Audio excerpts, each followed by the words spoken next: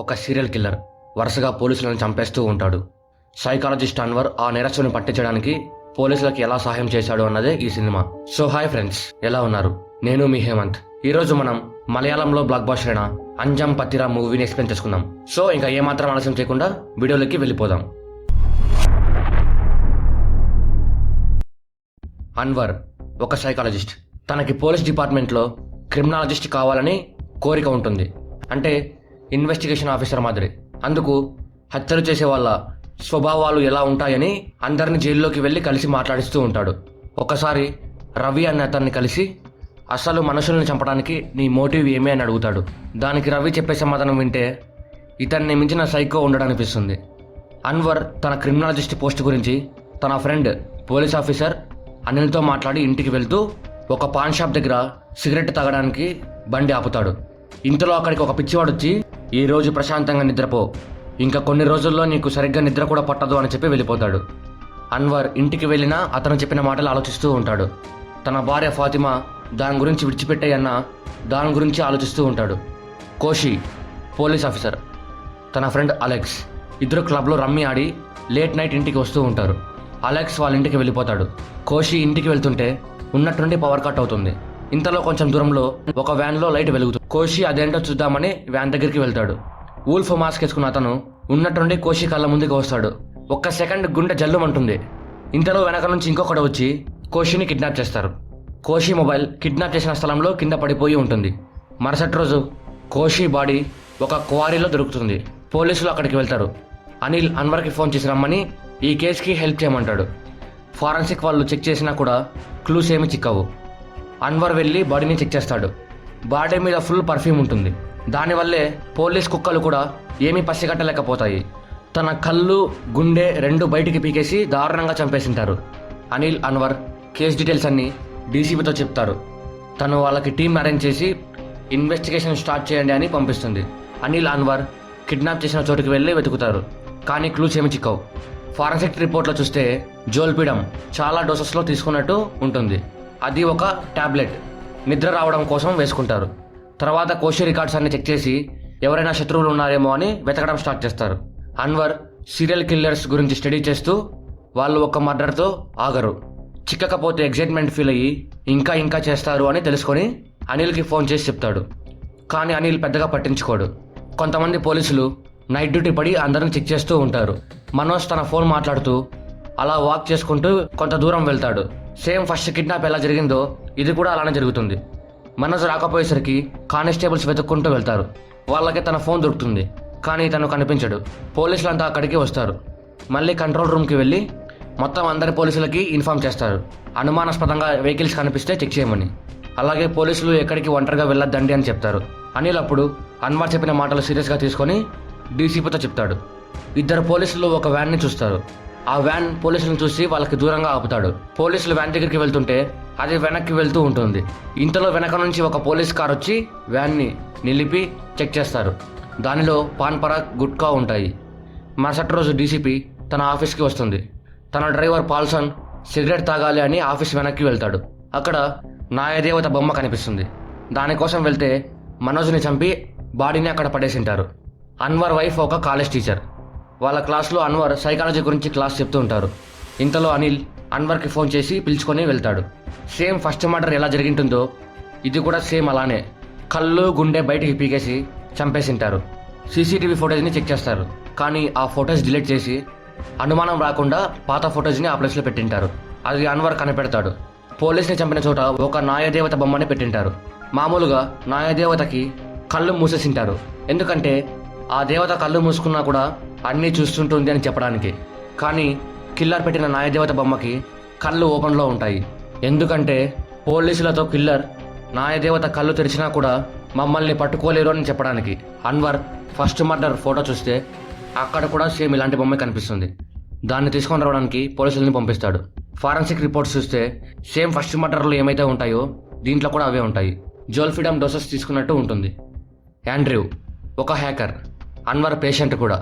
అన్వర్ పోలీసులకి సాయం చేయడానికి యాండ్రూని పిలుచుకొని వెళ్తాడు. తను సీసీటీవీ ఫోటేజ్ సర్వేలెన్స్ చెక్ చేసి అవును సీసీటీవీ ఫోటేజ్ డిలీట్ చేశారు, అది రికవరీ చేయడం కుదరదు అంటాడు. అలాగే ఆ కిల్లర్ మీ ఫోన్స్ అని హ్యాక్ చేశాడు, మీరు పొద్దున్న నుంచి రాత్రి వరకు ఏం చేసినా కూడా వాడికి తెలిసిపోతుంది అని చెప్తాడు.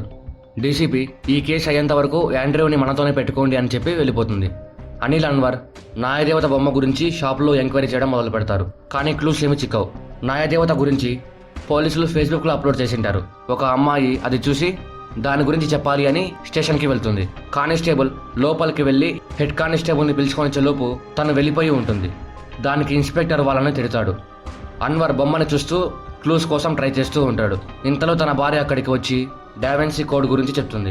అంటే డావెన్సీ మోనాలిసా పిక్చర్ గీసినప్పుడు అతను ఆ బొమ్మలో చాలా హిడెన్ డీటెయిల్స్ కూడా ఉంచాడు. అలాగే ఈ బొమ్మను తయారు చేసిన అతను కూడా డావెన్సీ కోడ్ టెక్నిక్ యూజ్ చేసిండొచ్చు కదా అని అంటుంది. దానికి అన్వర్, మేము ఆ బొమ్మకి ఎక్స్రే కూడా చేశాము కానీ ఏం క్లూ దొరకలేదు అని అంటాడు. డీసీపీ ఒక ప్లాన్ వేసి ఫోన్లో చెప్తే కిల్లర్ హ్యాక్ చేసి కనుక్కుంటాడు అని అందరినీ పిలిచి మీటింగ్ అరేంజ్ చేస్తుంది. ప్లాన్ ఏమి అంటే ఈ రోజు రాత్రి ఇద్దరిద్దరు పోలీసులు ఒక్కొక్క ఏరియాలో ఉండాలి. ఇద్దరి మధ్య కొంచెం దూరం ఉండి ఇద్దరు ఫోన్లో కనెక్ట్ అయి ఉండండి. అందరూ ఫోన్లో కెమెరాస్ ఆన్లో ఉంచండి. ఎవరైనా అనుమానాస్పదంగా కనిపిస్తే అరెస్ట్ చేయండి అని అందరినీ సిద్ధం చేస్తుంది. అందరూ ఆ రోజు నైట్ ప్లాన్ ప్రకారం స్టార్ట్ అవుతారు. డీసీపీ తన డ్రైవర్ పాల్సన్తో ఒక దగ్గర వెళ్తుంటారు. ఇద్దరి మధ్య కొంచెం దూరం ఉండి ఫోన్లో కనెక్ట్ అయి ఉంటారు. ఇంతలో డీసీపీ దగ్గరికి ఒక కారు వచ్చి ఆగుతుంది. ఎవరో అని చూస్తే కొంతమంది అబ్బాయిలు డీసీపీని రమ్మని పిలుస్తారు. డీసీపీ గంతీయగానే పారిపోతారు. వెనక్కి తిరిగి చూస్తే పాల్సన్ ఉండడు. తన ఫోన్ కింద పడిపోయి ఉంటుంది. యాండ్రూ పాల్సన్ని మొబైల్ చెక్ చేసి ఫొటోస్ చూస్తే ఒక వూల్ఫ్ మాస్క్ వేసుకున్న అతను కనిపిస్తాడు. కిల్లర్ కావాలనే కెమెరా ముందుకు వచ్చి పోలీసులకి ఛాలెంజ్ చేసింటాడు. ఇంకా ఏమీ కనిపెట్టలేదు అని డీసీపీకి తన పై ఆఫీసర్ ఫోన్ చేసి తిడతాడు. పోలీసులు మొత్తం అంతా వెతుకుతారు. కంట్రోల్ రూమ్లో నుంచి కూడా మొత్తం అన్ని చూస్తూ ఉంటారు. కానీ ఏమీ క్లూస్ దొరకవు. అన్వర్ ఇంటికి ఇద్దరు కొరియర్ బాయ్స్ మాస్క్ వేసుకొని వచ్చి ఫాతిమాతో మీకు ఫ్రిడ్జ్ డెలివరీ వచ్చిందని చెప్పి ఇచ్చి వెళ్ళిపోతారు. తను ఇది అన్వర్ పంపించాడేమోనని ఓపెన్ చేసి చూస్తే పాల్సన్ ఉంటాడు. పోలీసులు అన్వర్ ఇంటికి వచ్చి సెక్యూరిటీ అరేంజ్ చేసి బాడీని తీసుకొని వెళ్ళిపోతారు. సేమ్ పాల్సన్ని కూడా అలానే చంపింటారు. కానీ ఈసారి పోలీసులకి ఒక ఫింగర్ ప్రింట్ దొరుకుతుంది. ఆ ఫింగర్ ప్రింట్ వాళ్ళ డేటాబేస్లో ఉన్న వాళ్ళతో చెక్ చేస్తే షమీర్ అనే అతనితో మ్యాచ్ అవుతుంది. తను డ్రగ్స్ సప్లై చేస్తూ ఉంటాడు. తన గురించి ఎంక్వైరీ చేస్తే క్లూస్ ఏమీ చిక్కవు. యాండ్రూ షమీర్ ఫేస్బుక్ హ్యాక్ చేసి తన గర్ల్ ఫ్రెండ్ని కనిపెట్టి తన అడ్రస్ పోలీసులకి ఇస్తాడు. తనని వెళ్ళి అడిగితే షమీర్ నంబర్ ఇస్తుంది. ఆ నెంబర్ ట్రేస్ చేసి పోలీసులు అక్కడికి వెళ్తారు. కానీ అప్పటికే షమీర్ చనిపోయి ఉంటాడు. ఇక్కడ కిల్లర్ యాండ్రూ సిస్టమ్ని హ్యాక్ చేసి తను పోలీసులని ఎలా చంపాడు అని వీడియో ప్లే చేస్తాడు. యాండ్రూ మళ్ళీ ఇంకోసారి హ్యాక్ చేయకుండా ఒక ఫైర్ వాల్ క్రియేట్ చేస్తాడు. అన్వర్ హాట్ వాటర్ని గ్లాసులో పోస్తున్నప్పుడు ఆ హాట్ వేపర్కి న్యాయదేవత మీద ఉన్న ఆర్టిస్ట్ పేరు బయటికి కనిపిస్తుంది. తను డావెన్సీ కోడ్ ఉపయోగించి ఆ బొమ్మ మీద తన పేరు రాసింటాడు. ఆ బొమ్మ మీద SD అని ఉంటుంది. SD అంటే సుధాకర్ దేవలోకం. పోలీసులు తన గురించి ఎంక్వైరీ చేసి వెతుక్కుంటూ ఇంటికి వెళ్తారు. ఆ ఆర్టిస్ట్ నేనే ఆ బొమ్మని చేసింది. ఇద్దరు నా దగ్గరికి వచ్చి డబ్బులు ఇచ్చి న్యాయదేవత బొమ్మలు కావాలి, కళ్ళకి గంతలు కట్టద్దండి, అలాగే మీ పేరు దాని మీద రాయకండి అని చెప్పారు. కానీ నేను డావెన్సీ కోడ్ టెక్నిక్ యూజ్ చేసి దాని మీద నా పేరు రాశాను అంటాడు. డీసీపీ మీరు వాళ్ళని చూస్తే గుర్తుపడతారని అడుగుతుంది. దానికి సుధాకర్ వాళ్ళల్లో ఒకరికి సన్ గ్లాసెస్ ఉన్నాయి, వాళ్ళు వెళ్తూ అది నాకు ఇచ్చారు అని చెప్తాడు. కిల్లర్ సుధాకర్ కళ్ళు పీకేసింటాడు. తన కూతురే ఆ బొమ్మల గురించి స్టేషన్లో కంప్లైంట్ ఇవ్వడానికి వెళ్ళింటుంది. కానీ కిల్లర్ తన ఫోన్ని కూడా హ్యాక్ చేసి బెదిరించింటాడు. అందుకే వెనక్కి వచ్చేసి ఉంటుంది. పోలీసులు వెళ్ళేటప్పుడు సుధాకర్ పిలిచి నేను వాళ్ళకి 5 బొమ్మలు తయారు చేసి ఇచ్చాను, 3 బొమ్మలు మీ దగ్గర ఉన్నాయి, ఇంకా 2 కిల్లర్ దగ్గరే ఉన్నాయి అని చెప్పి పంపిస్తాడు. వాళ్ళు వెళ్ళిపోతుంటే కెమెరాని వెనక్కి తీసుకొని వెళ్తారు. సుధాకర్ ఇంట్లో కూడా ఆ బొమ్మ ఉంటుంది. యాండ్రూ ఒక ప్లగ్గిన్ని డెవలప్ చేసి పోలీసుల అందరి మొబైల్లో ఇన్స్టాల్ చేపిస్తాడు. ఆ ప్లగ్గిన్ వల్ల యూజ్ ఏమి అంటే పోలీస్ మొబైల్ ఎప్పుడు కింద పడితే అప్పుడు కంట్రోల్ రూమ్కి అలాగే యాండ్రూకి మెసేజ్ వస్తుంది. పోలీస్ ఆఫీసర్ శరత్ నిద్ర వస్తుంటే ఇంటికి వెళ్తాడు. తన వెనకాలే కిల్లర్ వ్యాన్ కూడా వెళ్తుంది. తన ఇంట్లో ఉన్నప్పుడు కిడ్నాప్ చేయడానికి చూస్తారు. అప్పుడు శరత్కి కిల్లర్స్కి గొడవ జరుగుతుంది. అప్పుడు శరత్ మొబైల్ కింద పడి యాండ్రూకి మెసేజ్ వెళ్తుంది. పోలీసులు అక్కడికి వెళ్ళేలోపే కిల్లర్స్ శరత్ని కొట్టి వ్యాన్లో తీసుకొని వెళ్ళిపోయి ఉంటారు. ఫారెన్సిక్ డిపార్ట్మెంట్ వాళ్ళకి ఒక ఫిడ్జెట్ స్పిన్నర్ దొరుకుతుంది. మరుసటి రోజు ఒక లేడీ శరత్ బాడీని మెట్రో ట్రైన్లో వదిలేసి వెళ్ళిపోతుంది. ఆ లేడీ ఫోటోని అన్ని డిపార్ట్మెంట్స్కి పంపించి వెతకమంటారు. శరత్ కూడా సేమ్ ప్యాటర్న్లో చనిపోయి ఉంటాడు. ఇంతలో డీసీపీ పై ఆఫీసర్ అక్కడికి వచ్చి డీసీపీ టీంని కేసు నుంచి డౌన్ చేసి ప్రకాష్ అనే డీసీపీకి కేసు డీటెయిల్స్ ఇస్తాడు. అన్వర్ ఇంట్లో ఉన్నప్పుడు పోలీస్ ఆఫీసర్ అన్వర్కి ఫోన్ చేసి ఫారెన్సిక్ రిపోర్ట్లో శరత్ జోల్పిడంతో పాటు బీటా బ్లాకర్ని కూడా యూజ్ చేసినట్టు ఉంది అని చెప్తాడు. బీటా బ్లాకర్ బీపీని కంట్రోల్ చేయడానికి యూజ్ చేసే టాబ్లెట్. అన్వర్ బాగా ఆలోచిస్తే ఒక క్లూ స్ట్రైక్ అవుతుంది. దాని గురించి చెప్పడానికి డీసీపీని వెళ్ళి కలుస్తాడు.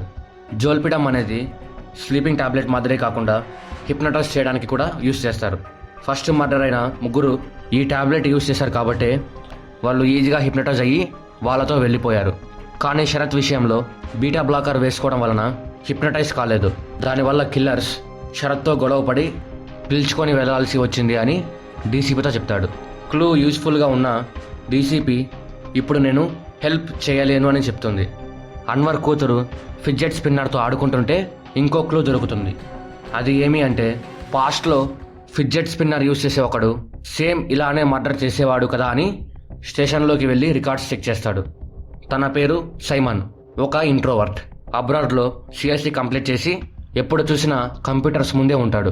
ఒకరోజు సైమన్ వాళ్ళ నాన్న డెబిట్ కార్డులో డబ్బులు కట్ అయ్యి ఉంటాయి. వాళ్ళ నాన్న డబ్బులు ఎందుకు కట్ అయ్యాయో సైమన్ని వెళ్ళి అడగాలని రూమ్ దగ్గరికి వెళ్తాడు. సైమన్ ఆ డబ్బులు ఉపయోగించి డార్క్ వెబ్లో లైవ్ మర్డర్స్ చూస్తూ ఉంటాడు. అది వాళ్ళ ఇంట్లో వాళ్ళకి తెలిసి తనతో మాట్లాడటం మానేస్తారు. దానికి సైమన్ వాళ్ళ అమ్మని నాన్నని చంపి పోలీసులకి చిక్కిపోతాడు. తను సబ్ జైల్లో ఉన్నప్పుడు ఫైర్ యాక్సిడెంట్లో చనిపోయాడు అని ఉంటుంది. అది అన్వర్ నమ్మకుండా డీసీపీ ప్రకాష్ దగ్గరికి వెళ్ళి చెప్తాడు. కానీ ప్రకాష్ పట్టించుకోడు. అన్వర్ యాండ్రూని కలిసి సైమన్ ఫోటో ఇస్తాడు. యాండ్రూ చెక్ చేస్తే ఆ ఫోటో మెట్రో ట్రైన్లో ఉన్న లేడీతో మ్యాచ్ అవుతుంది. అది అన్వర్ ప్రకాష్తో చెప్పడానికి వెళ్తాడు. అప్పుడు ప్రకాష్, మీరు చెప్పింది కరెక్టే, అది సైమనే, కానీ 3 గంటల క్రితం సైమన్ అలాగే ఇంకో అతను వాళ్ళని వాళ్ళే షూట్ చేసుకొని చనిపోయారు అని చెప్తాడు. అంతేకాకుండా మీరు ఎంక్వైరీ చేసినప్పుడు సుధాకర్ చెప్పిన ఏజ్ డిఫరెన్స్ కూడా వాళ్ళిద్దరి మధ్యలో మ్యాచ్ అయ్యింది. సో ఇంకా ఈ క్రిమినల్ కేసు ఎండ్ అయిపోయింది అని చెప్తాడు. కానీ అన్వర్ అది నమ్మాడు. ఎందుకంటే తను క్రిమినల్ రవిని వెళ్ళి కలిసినప్పుడు తను ఒక ఆన్సర్ చెప్పింటాడు. అది ఏమి అంటే, నేను ఒక్కొక్క మర్డర్కి సంవత్సరం వరకు గ్యాప్ తీసుకుంటాను, ఎందుకంటే పోలీసులు అప్పటికి నా గురించి పట్టించుకోవడం మానేస్తారు అని అంటాడు. మరుసటి రోజు సుధాకర్ అన్వర్కి ఫోన్ చేసి పిలిచి, నిన్న మళ్ళీ ఆ కిల్లర్ వచ్చి నా దగ్గర ఉన్న ఇంకో బొమ్మని తీసుకొని వెళ్ళాడు అని అంటాడు.